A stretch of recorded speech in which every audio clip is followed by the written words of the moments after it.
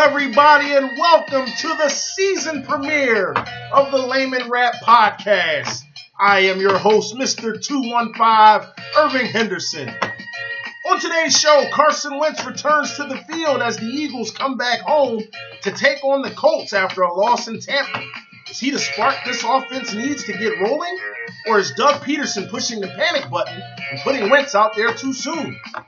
We'll go around the NFL, and I'll offer my fantasy studs and duds for the week and give picks as we get to week 3 in the NFL. The Sixers hire Elton Brand as GM. Tiger Woods has a one-stroke lead in the PGA Tour Championship. And we'll have some college football talk. And in our weekly rant, what has happened to the 2018 Phillies? How a surprisingly good season has turned to shit in just over 6 weeks. So sit back, relax, grab a beverage, and lend me your ear for a few minutes. This is the Layman Rap Podcast.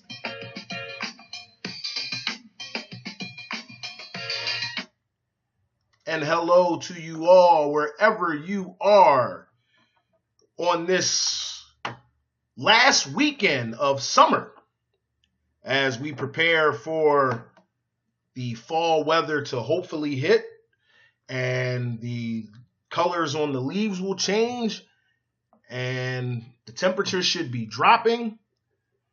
And this is an awesome time to be a sports fan. You have the MLB playoffs starting soon. The NFL is going to be in the midst of some really big games come October. The NBA and the NHL also starting up as well. Welcome back to our show. Haven't heard from you guys, and you haven't heard from me in some months. Took some time off, enjoying just spending time with the family, getting my programs in order to be able to even bring you this program. My system was down for a little bit. I did have a few shows that I had recorded, but by the time I tried to get them out, there was something wrong with the computer system here in my home. So that was about 3 episodes that just went by the wayside. So I decided to just recalibrate, wait until the NFL season started, and then give you guys a new premiere. And this is now, I guess we'll call this our second season of the Layman Rap Podcast. Again, my name is Irving Henderson. In case this is your first time listening, just letting you know, we will cover all sorts of sports topics here on the show. We'll do that with a Philadelphia slant, as this is my hometown, and it's pretty much where my fandom lies. And that doesn't mean I'm going to skip or gloss over, anything going on nationally. If something very prominent is going on nationally, of course, we'll sit here and talk about it. If you're not new to the show, thank you for coming back. It feels good to finally sit here in front of the microphone again and give you guys hopefully something to talk about. Well, we are entering the 3rd week of the NFL season, and this week for the defending Super Bowl champion Philadelphia Eagles, God, I really love saying that, they're coming back home, licking their wounds, literally and figuratively, after a tough loss in Tampa, as the Eagles fell to the Buccaneers 27-21. The game got off to a bad start. 75-yard touchdown completion from Ryan Fitzpatrick to our old friend Deshaun Jackson, who has been an Eagle killer since leaving the nest. The Eagles, again, did not start playing well until the 4th quarter, but by then it was too much, too little, too late. Defense gave up 2 75-yard touchdown passes, one, as I stated, to Deshaun Jackson, another one to tight end O.J. Howard. Just a poor performance by the Eagles secondary down in Tampa last week. And not only do you come home with a loss, but you're coming home missing players. Darren Sproles did not play last week, may not play this week. Jay Ajayi did play some last week, but he was mostly ineffective. He's also nursing an injury. The Eagles lost another wide receiver. Mike Wallace is down. He may possibly be out for the remainder of the season. Eagles reaching out to an old friend and re-signing Jordan Matthews. Pretty understandable signing with the return of Carson Wentz. You bring back a wideout who has some familiarity with him. Jordan Matthews was one of Wentz's best targets his rookie season back in 2016. And this week, the Indianapolis Colts come in. The Colts dealing with their own struggles as well. The Colts come into this game. They are 1-1. Andrew Luck returning from a shoulder injury, which kept him out of the 2017 season. Luck does not have the numbers you would expect him to have. He's only attempted 8 passes, 20 yards or further. And I don't know if that's just scheme or if that is, they aren't sure how strong his shoulder is. But whatever the case may be, this is a matchup of two 1-1 teams right now who you could say in a sense are really in need of a win right now. The Colts are in the wide open AFC South division. Jacksonville right now leading that division with a 2-0 record, coming off of a home win over the New England Patriots last week. I don't know how sweet that revenge is, considering that Jacksonville had New England on the ropes in last season's AFC Championship game. And as we all know, if you allow Tom Brady that little small crack in the window, he'll kick it all the way open and find a way to beat you 9 times out of 10. And, the 1 out of 10 just so happened to be in the Super Bowl for the Eagles, but it wasn't meant to be for Jacksonville.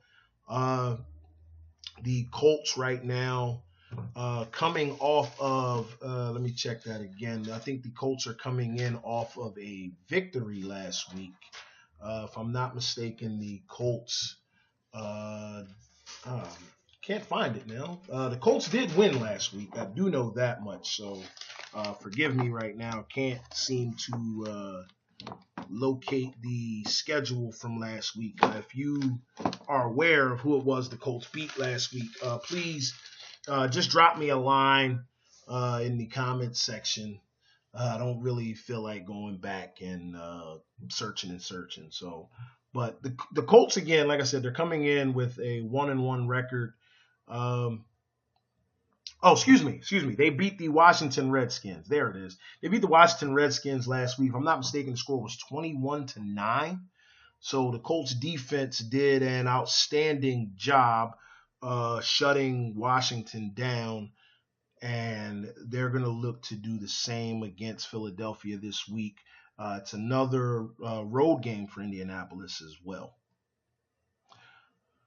The question about this game for me is Doug Peterson rushing Carson Wentz back to the lineup? Now, I know that the projections were that Wentz would be out at least until October. And, given the nature of the injury that he suffered, when you're tearing multiple ligaments in your knee, from the timetable in which he got hurt in early December, the timetable states that, he would not have been ready for action until, about week 5. So you wonder right now if this is in some part due to Nick Foles not performing very well these first 2 games of the season, or is he ready? Or is he actually ready? And I do wonder that when you think about things, if Nick Foles had come out and set the world on fire with, 2 back-to-back good performances, I don't know if we'd be seeing Carson Wentz start this soon. And I'm not going to disparage Nick Foles in any way, shape, or form. Nick Foles is who he is. I don't think that the way he played in the Super Bowl is a true indication of how good Nick Foles is. And I don't think as bad as he played, especially the last two games of the regular season. So if you just look at Nick Foles' last four regular season games, I don't think he's as bad as he performed in those games. I think he's somewhere in the middle. He's certainly a serviceable backup. And, I would say he's a marginal starter in the league. But, I want to hope that this is not, Doug Peterson feeling as if he had to make this move now, simply because Nick Foles was not getting it done. There's been a lot of talk. Are they rushing Are they rushing Wentz back? And if they are rushing Wentz back, what exactly does that mean? I mean, you're not going to bubble wrap him for the entire season. He was going to have to come back at some point, regardless of when that point was. Of course, Philadelphia fans are going to have a lump in their throat every time he gets breathed on. And then you wonder, will he be his normal self?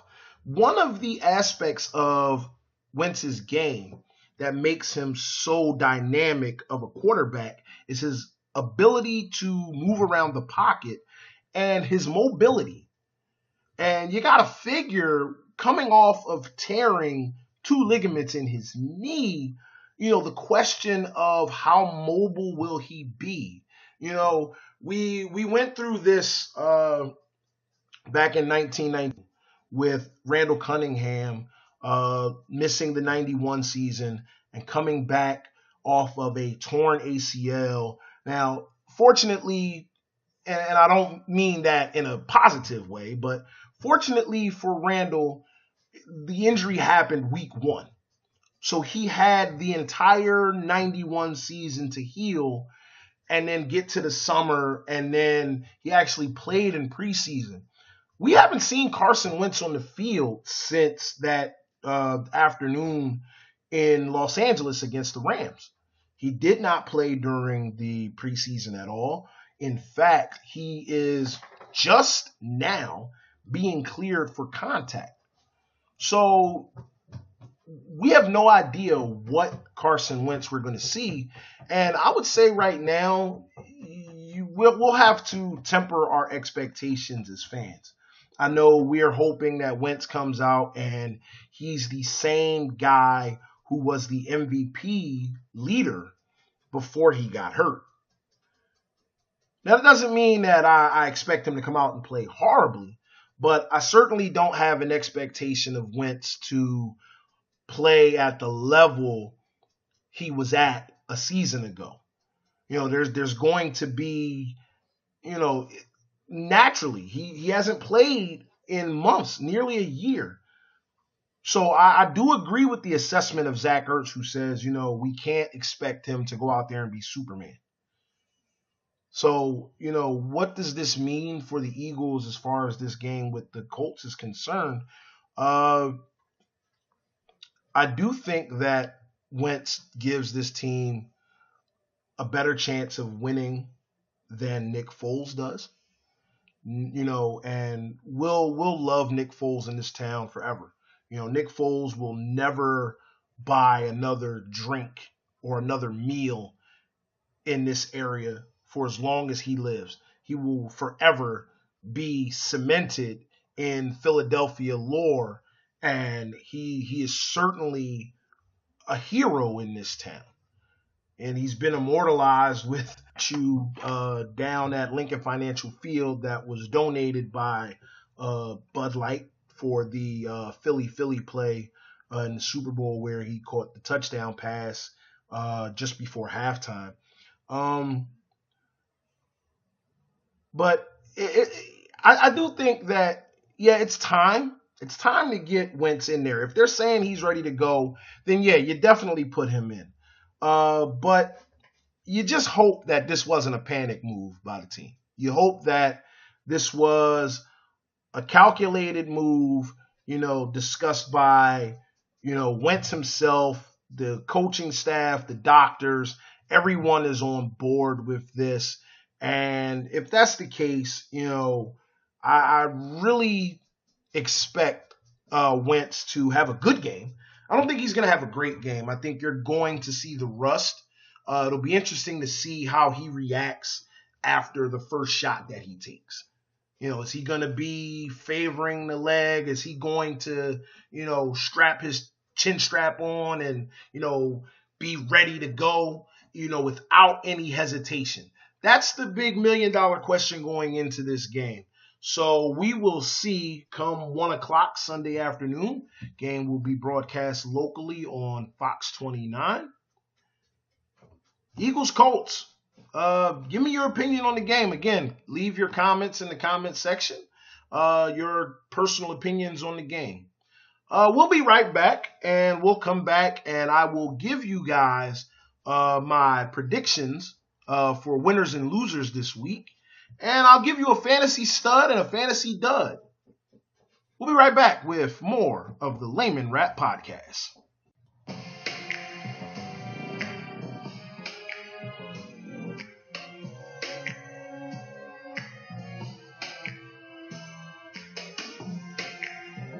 And we're back with the Layman Rap Podcast. I'm also, speaking of shaking off the rust, I'm also shaking off the rust as well.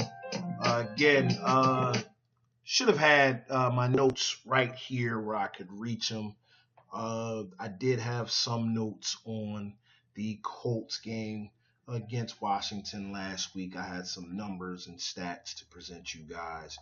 But again, this is how it goes sometimes. Sometimes it works out. Sometimes it doesn't. The show must go on. So, we'll definitely be a lot better at that next week as far as having all of, the necessary statistics and everything that I need to, spout out for you guys. So we are here headed to week 3 in the National Football League. How about the Cleveland Browns? Cleveland Browns knocking off the New York Jets on Thursday Night Football. Their first win since December of 2016. Since that time, they had actually lost 17 games in a row before tying the Pittsburgh Steelers opening week of this season, and then falling to the New Orleans Saints in week 2. So they tied the Steelers and ended their 17-game losing streak, but they didn't get a win. So they went 19 games in the regular season before finally getting a win. That's got to be a real stinging defeat for the Jets. You knew someone was going to have to be the team this year to lose to the Browns. There was no way this team was going to go 0-16 again. Did not expect it to happen so soon, but it has. Cleveland celebrating, and I saw a lot of things where people were saying Browns fans were celebrating like they won the Super Bowl. I am not going to knock Browns fans today. I am not going to do it. That fan base is top 5 loyal fan bases in all of sports, not just the NFL. Those fans deserve to, celebrate and party as hard as they did after that win. Bud Light had a promotion that when the Browns finally got their win, they were going to unlock dozens of refrigerators all throughout bars in Cleveland and the entire Cleveland area. So I'm certain today is one of the least productive work days that the city of Cleveland has ever seen. So congratulations to Hugh Jackson, his coaching staff, and the Cleveland Browns on their first win of the 2018 season, first win since December 2016. Christmas Eve, in fact. Their first win since Christmas Eve 2016. All right, well, let's go with some quick hitters here as I give you my picks for this week's games. We're going to start with the Sunday games, obviously. New Orleans at Atlanta, battle of two division rivals. Atlanta and New Orleans have identical 1-1 records on the season. The Saints offense has been the Saints offense. Atlanta still having their difficulties scoring, especially in the red zone this season. I'm going to give Atlanta the nod simply because they are at home. I like Atlanta's defense slightly more than I like New Orleans' defense. The Saints, who in the opening week of the season got absolutely carved up, in a way that I hadn't seen in a long time. They got absolutely carved up by Tampa Bay, and we'll get to Tampa Bay when I give my prediction for the Monday Night Football game. I think that Atlanta has the offensive weapons to put points on the board against this Saints team. And Atlanta being at home, I'll take Atlanta to win that one. Buffalo and Minnesota. Minnesota 1-0-1. They tied Green Bay last week. Had a chance to win. Kicker missed a field goal. And 2 consecutive weeks in the league, we had a tie. Don't know how long it's been since we've seen something like that. Buffalo, just too many problems. Too many problems. Buffalo comes into this game. They're 0-2. They have the second fewest points scored in the league, and I'll get to that in a minute. Their quarterback issues, I'm not going to sit here and say that Tyrod Taylor was the answer, but Nathan Peterman certainly wasn't, and now they're having to go with Josh Allen. This is going to be another lost season for the Bills. They ended their playoff drought last season, but this is not going to be a good season for the Bills and the Bills Mafia up there in Buffalo. I'll take Minnesota to win this one over Buffalo very easily. The Broncos head to Baltimore to take on the Ravens, a matchup of the 2-0 Broncos and the 1-1 Ravens. You know what? I kind of like Baltimore's chances in this one. And, I don't want to sit up here and just start picking all of the home teams when I look at some of these matchups. But, yeah, I got to say I'm going to give Baltimore the slight nod in this one. Cincinnati at Carolina. The Bengals, 2-0 on the season. The Carolina Panthers come into this game at 1-1. I'm going to take an upset here. I'm going to take the Bengals over the Panthers this week. I'm going to take a stab at it. I'll go with Cincinnati in this one. San Francisco will take on Kansas City in Arrowhead Stadium over in Kansas City. The 49ers 1-1. The Kansas City Chiefs are 2-0. Boy, what a start to his career for Patrick Mahomes. I'll take Kansas City to beat San Francisco. Matt Breida leading the NFL in rushing. I think this may be the game of the week. I think San Francisco and Kansas City may be the exciting game of the week. And as far as this game is concerned, I am going to tell you that I will pick Patrick Mahomes as my fantasy stud of the week. So if you have Patrick Mahomes in your fantasy football league, I would start him this week at quarterback. The Green Bay Packers head to Landover, Maryland to take on the Washington Redskins. Green Bay, of course, as I stated earlier, tied Minnesota last week. They are 1-0-1. Washington is 1-1 coming off of their loss to Indianapolis last week. I'm going to go with Green Bay in this one. I just haven't seen much from Washington to get a feel of them being anything but what they've been in recent history, and that's simply mediocre. I think Green Bay has the offensive weapons to put points on the board.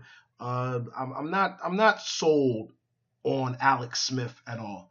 I think that Washington may have overpaid for him, and it's showing. It's showing right now. Alex Smith just, not putting up the numbers that he was signed to Washington to put up. And I get it. It's only been 2 weeks into the season, but I'll take Green Bay in this one. Oakland Raiders at the Miami Dolphins.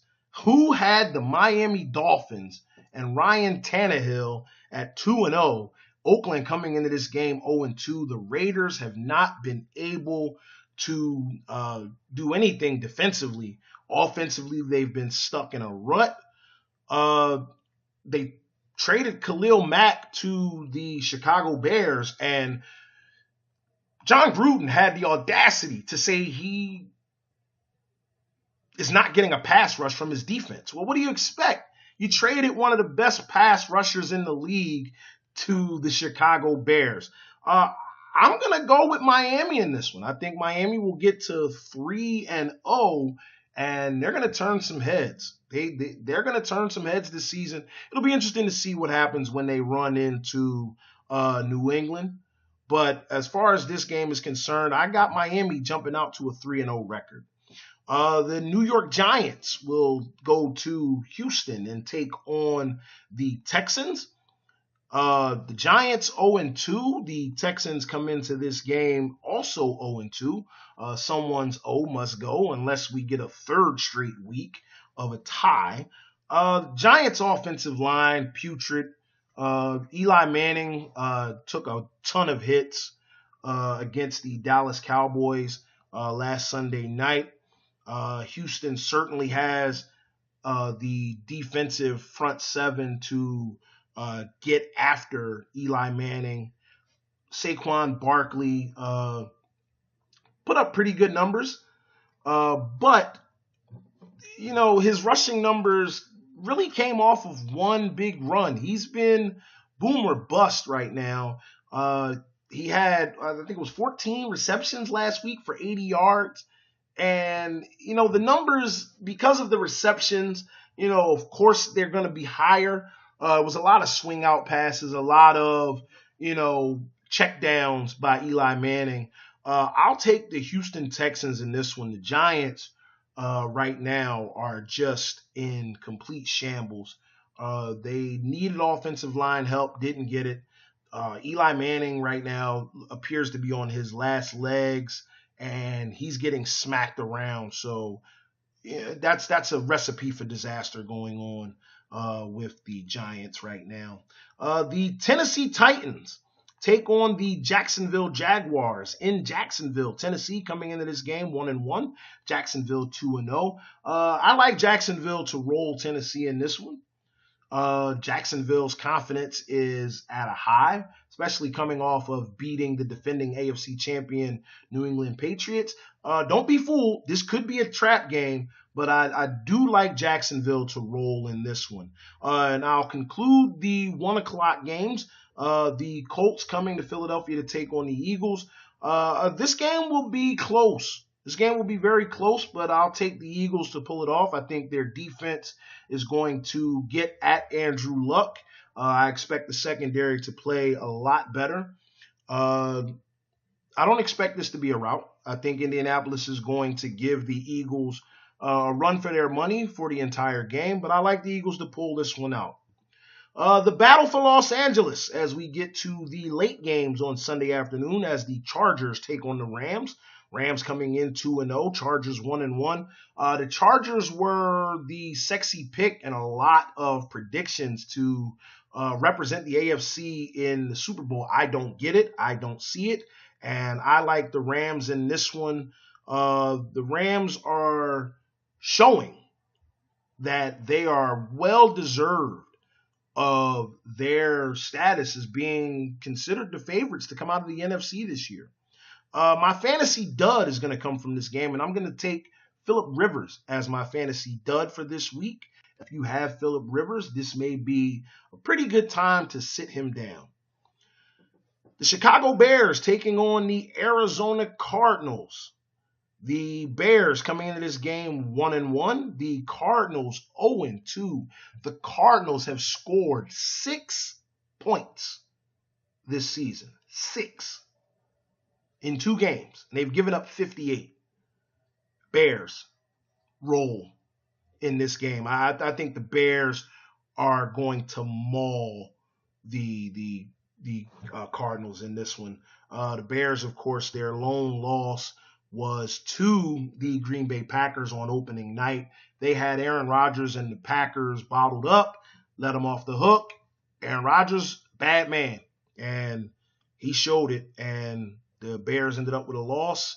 But this is not Aaron Rodgers that the Bears will be going up against this Sunday. I'll take the Bears in a major blowout. The national game, the game of the week for Fox, as Dallas heads to Seattle to take on the Seahawks. The Seahawks coming into this game 0-2. Dallas coming into this game 1-1 and tied atop of the NFC East. I really don't know. This is a toss-up game. I think that Dallas has been pretty good, all things considered. But I'll take Seattle in this one simply because I like Seattle at home. If this game were being played at AT&T Stadium, I would have took Dallas, but I'll give Seattle the slight nod simply because they're the home team coming in this one. Our Sunday night football game on NBC, the New England Patriots head to Ford Field to take on the Detroit Lions. Lions coming into this game 0-2. The Patriots coming in 1-1. The Lions were beaten by the Jets in week 1. They did bounce back and get a win last week. New England, again, they won their first game and then lost to Jacksonville last week. I like New England in this one. I don't know what it is with Matt Stafford. When the lights get bright, he tends to, shy away from that spotlight. And this is going to be one of those spotlight games. It's obviously the primetime game. It's the game of the week nationally on NBC. And I like New England to win this one. And, of course, Monday Night Football, a battle of one team who hasn't gotten a win and one team who hasn't lost. If coming into this game, I would have told you that Tampa Bay was 2-0 and the Steelers would be 0-1-1, you probably would have looked at me cockeyed, and rightfully so. But thus is the case. Tampa Bay coming off of a win over the Eagles. Don't be fooled by the final score. Tampa Bay really controlled Sunday's game against the Eagles. Eagles really never got in sync until it was too late. Pittsburgh coming off of a loss last week. And I got to say, Pittsburgh looks like they are just an organization in trouble. Le'Veon Bell still holding out, may not come back, may sit out the entire season. Back and forth on Twitter with some teammates. Antonio Brown on Twitter saying trade me, and then doesn't show up, after last week's game to practice immediately. I am going to go with Fitzmagic and the Tampa Bay Buccaneers in this one. I think that Pittsburgh is headed for, a very troubling season this year. And of course, as we covered earlier, the Cleveland Browns defeated the New York Jets 21-17 in Thursday night football action. All right, we'll be back with more of the Layman Rap Podcast. Those are your Week 3 NFL picks and fantasy studs and duds.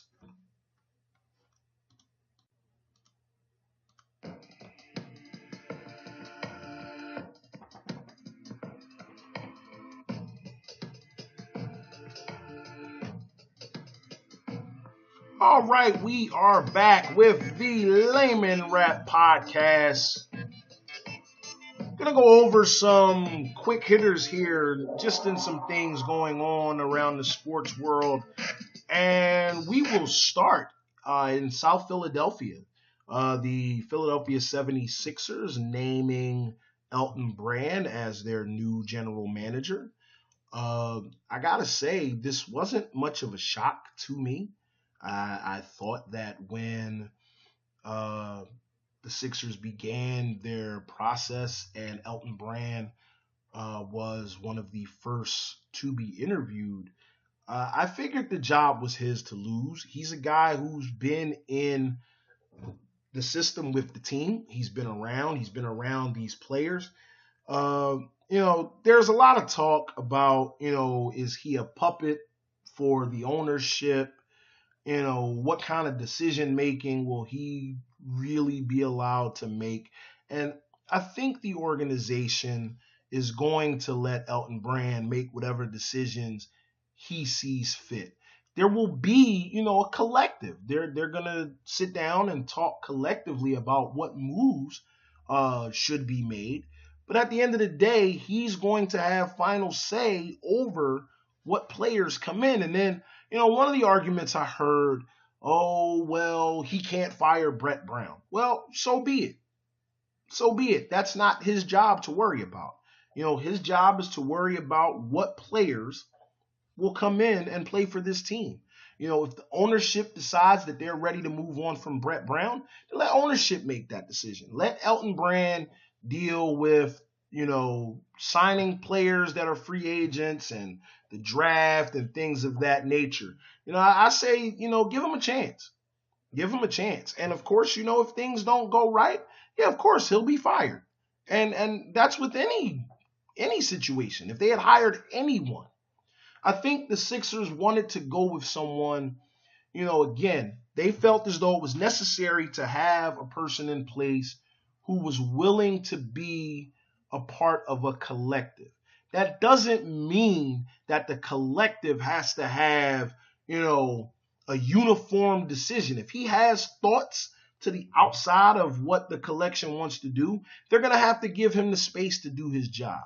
And if they don't, then we'll know and we'll see it. We'll see it. And, Brian Colangelo was an absolute train wreck. The way things ended with Brian Colangelo was just ridiculous. Ridiculous. It's unheard of and unnecessary. So the Sixers had to move on from him. Happy to see that there's a guy in place now who's, again, in the organization. He's been doing work for the Sixers for a few years now. He was the one who represented the team at the draft lottery. So, yeah, you kind of expected that Elton Brand was going to be the guy going forward. This weekend's PGA Tour Championship is underway. Tiger Woods, for the second weekend in a row, holding a lead. He's tied with Ricky Fowler with a one-shot lead over Gary Woodland and Justin Rose. They are both one shot behind Tiger Woods. I'd like to see Tiger get this one. I'd like to see Tiger win a tournament before this season in golf is over with. I think that's what it's going to take to fully believe that he is back. It's great to see him playing well, but it's going to take a win. Just playing well at this stage, Tiger is beyond the point of moral victories in his career. He had his moral victories when he first came back and he first started playing well, and now he's getting in contention going into, Saturday in these tournaments. He's got to put it together and find a way to win one of these tournaments before the 2018 PGA Tour season is up. In college football, tonight, it is Friday, September the 21st. Tonight, Penn State, number 10 in the country, taking on Illinois. Tomorrow you have number 1 Alabama taking on Texas A&M. Georgia number 2 taking on Missouri. In the only game between two ranked teams besides Alabama's game against number 22 Texas A&M, number 7 Stanford takes on number 20 Oregon. That game is the 8 o'clock game on ABC. Should be a very good game. Interesting to see how Stanford bounces back this week. Last night it was Temple over Tulsa, 31-17. Temple bouncing back with consecutive wins after consecutive losses.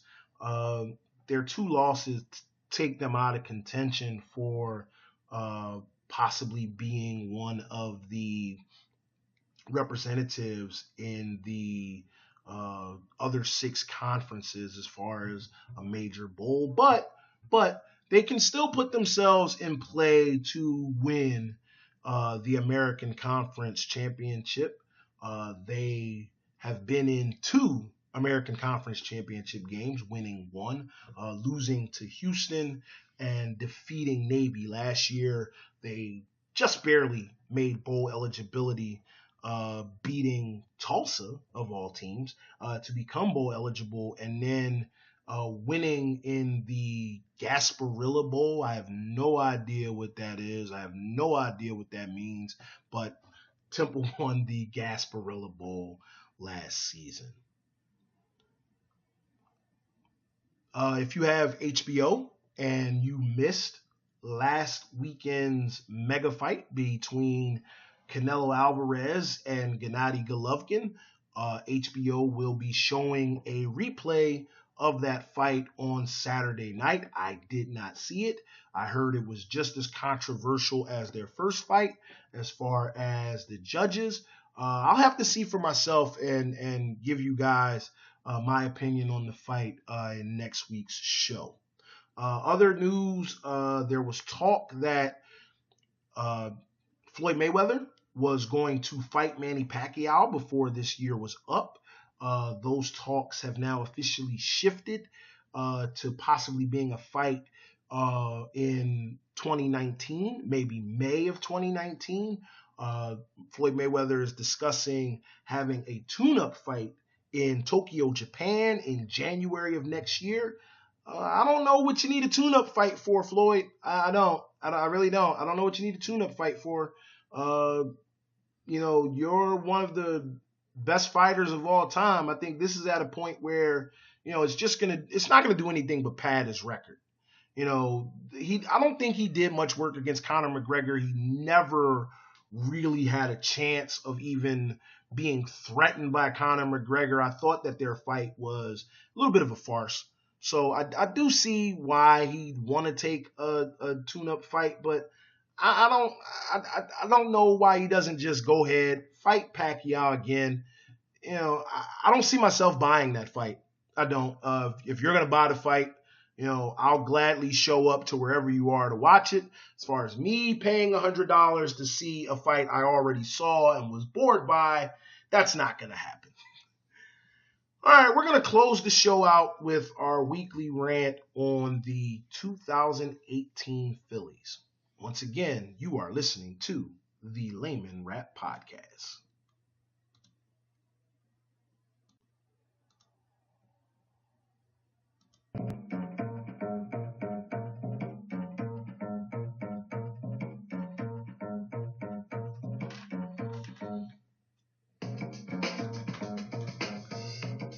All right, we are back with the Layman Rap Podcast. It is now time for our final segment. It is our weekly rant, and as usual, our weekly rant is brought to you by Dunkin' Donuts. So, the 2018 Phillies, they came into this year with limited expectations. They're coming off of a year where they nearly lost 100 games, and they had the youngest team in baseball roster-wise. new manager, first-year manager in Gabe Kapler, the expectations of where this team was going to finish. Most people saw this team being, at best, third place team. But for the majority of the first half of the season, they played well. They put themselves in contention to win the division title. And when you look at it and say, well, who's in front of them? It was the Atlanta Braves. The Atlanta Braves were actually consensually picked to finish last in the National League East. They weren't picked to do much. And yet here we were going through the season where you're looking at, I don't want to say picked to finish last, because the Marlins, after their fire sale, they were picked to finish last. Atlanta was picked to finish fourth. The Phillies were picked to finish third. There was an expectation that Washington and New York would be battling it out at the top of the division. Didn't happen. Atlanta and Phillies, for a large portion of the season, were trading back and forth who was going to be in first place. And then we got to August, and the Phillies had a one-game lead over the Atlanta Braves. And since that time, the Braves have completely zoomed past the Phillies. The Phillies, up until last weekend's series win over the Miami Marlins, the Phillies hadn't won a series since the first weekend of August. Meanwhile, the Braves got hot and they ran off to a 5.5 game lead going into last night's game with the Phillies. The Braves put themselves in a position where their magic number to clinch the National League East title was 6, meaning if the Braves were able to take 3 of the 4 games in this series, the Braves could wrap up the division title. Well, the Phillies got off to a fast start last night, took a 1-0 lead in the first inning. The Braves came back, scored 2 in the bottom half, took a 2-1 lead. The Phils got 2 back in the third. The Braves picked up 1 in the bottom half of the third, and this is where my problem lies with what's been happening with the Phillies in this run. Their pitchers are not getting shutdown innings. The Phillies will come out and score runs and put runs on the board, and you go right to the bottom half of the inning, or you go right to the top half of the next inning if the Phillies are home, and they don't get the necessary shutdown innings. And you look at this game and you say, you score 1 in the first, and then Velasquez gives it right back. And then you get 2 in the third, and then Velasquez gives it right back. Braves scored 1 in the 7th, then 4 in the 8th, push the game out of reach, take an 8-3 victory, knocking their magic number down to 4. The Phillies are now in position where they have to win all 3 of these next games in Atlanta in order to still have what you would consider a legitimate shot at winning the division title.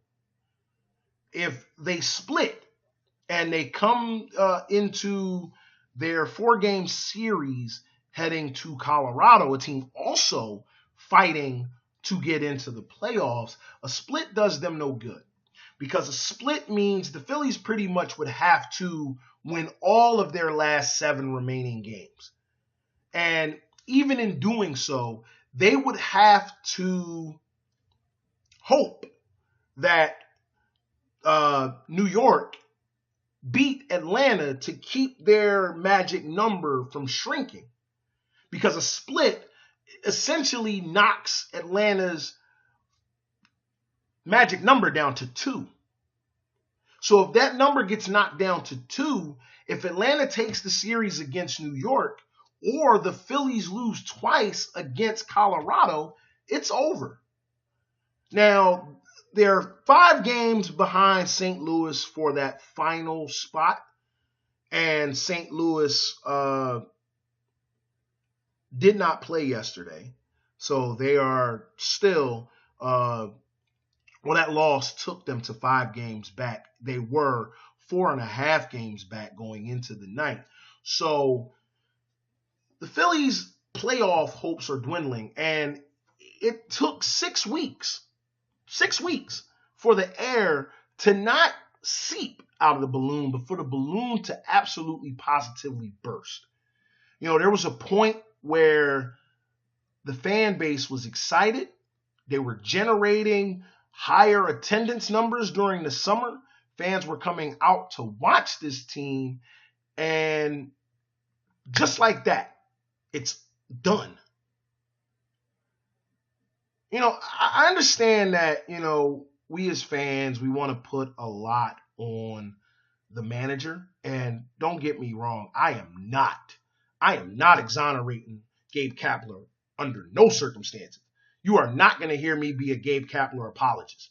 This is a guy who, from the first series of the season, just baseball does not need to reinvent itself. The game is the game. You don't need to be gimmicky in the game of baseball to win. And those teams who are gimmicky, they tend to not win. I look at what the Tampa Bay Rays did with having, bullpen pitchers start games. I mean, granted, the Rays are going to finish above 500. And they're, technically still in the wild card hunt, 6.5 games behind Oakland. But gimmicks don't win in baseball. You look at who wins in baseball, and it's the teams that play straight up. I look at, a lot of the problems with the Phillies and say, you could say it started almost from the signing of Carlos Santana. You push Rhys Hoskins from first base, you put him in the outfield, and then you take a guy like Roman Quinn, who looked like he was ready to come up, and you send him to AAA. Scott Kingery had a pretty good spring training, and you re-sign him, and now you're kind of stuck with keeping him on the main roster, despite the fact that he couldn't hit water if he fell out of a boat for the first part of the season. Your starting pitching outside of Aaron Nola has been, shaky at best. You don't make a major move at the trade deadline, and don't get me wrong, I don't think the Phillies should have made a play for Manny Machado so soon. I think with Machado being a free agent, he'll be at the top of the Phillies wish list this offseason. And rumors are circulating that the Phillies are in play to sign both Manny Machado and Bryce Harper. And if that happens, if the Phillies are able to sign Machado and Harper, that is going to be a huge offseason. That will be the biggest signings this team has had since Cliff Lee came back before the 2011 season. That was huge. But what is Gabe Kapler's, what is his end game here? What is he doing? You watch these games and you wonder, how many of these games has this team lost where you turn around and say it was almost a direct result of some poor managerial decisions. And again, I don't want to be that guy to sit here and pin all of this on Gabe Kapler. All of it doesn't belong on Gabe Kapler. The players have to be accountable as well. Not getting timely hitting, leaving guys in scoring position, the pitching staff, as I stated, not pitching up to par. Jake Arrieta, he'll tell you himself, this has not been a very good season from him. But the manager has to take some accountability here. I mean, you lose a game because you send a pitcher out to pinch run in the 9th inning. Why? I mean, you're pinch running for guys and pinch hitting for guys in the 2nd inning. I mean, it almost feels like sometimes Kapler is grasping at straws. It almost feels like sometimes he's throwing whatever at the wall and hoping it sticks, and it hasn't. This is a team that, 6 weeks ago was in position to win the National League East, and now 6 weeks later, you're just hoping that they finish 500. Because it is possible. It is highly possible that this team could go from fighting for a division title in August to being under 500 by the end of September. No, it's not going to go down like the collapse of 64, but this is one hell of a collapse by this team, and it's very disheartening. It's very disappointing. I understand the fan base's frustration. I feel that frustration. And, I wonder what kind of moves Matt Klentak is going to make in the offseason. I'd like to say, if you get Kapler out of here, that things are necessarily going to change. I don't know. I can't say that for sure. Maybe he learns from this season and gets it together, or maybe he doesn't. I can tell you that if this season ends and this team doesn't finish 500, I don't think his leash in the 2019 season is going to be very long. I think if this team finishes poorly the remainder of this season and then gets off to a bad start in 2019, he's out of here. He's out of here. It's going to happen because management is going to have to look at the attendance numbers and see that the fans are not showing up. When you give this fan base something to believe in, as they did in the later months of the spring and the early months of the summer, and then it just all falls to pieces like this, it's very disheartening for a fan base to witness. And now you have to try and you almost have to hit the reset button and try and start over again. So we'll see what happens, but right now it's looking bleak. And I have to, call it like I see it. This team is done. I don't think this team is going to make the postseason. I don't know if they'll bounce back the remainder of this series. I think if they don't win tonight's game, they'll go out on Saturday, and the Braves will definitely put them out of their misery with, Jake Arrieta on the mound. I just think they have to win tonight or else.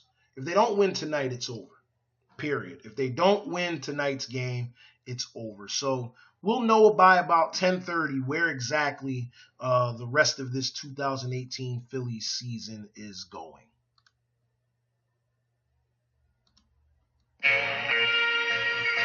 And that's our show.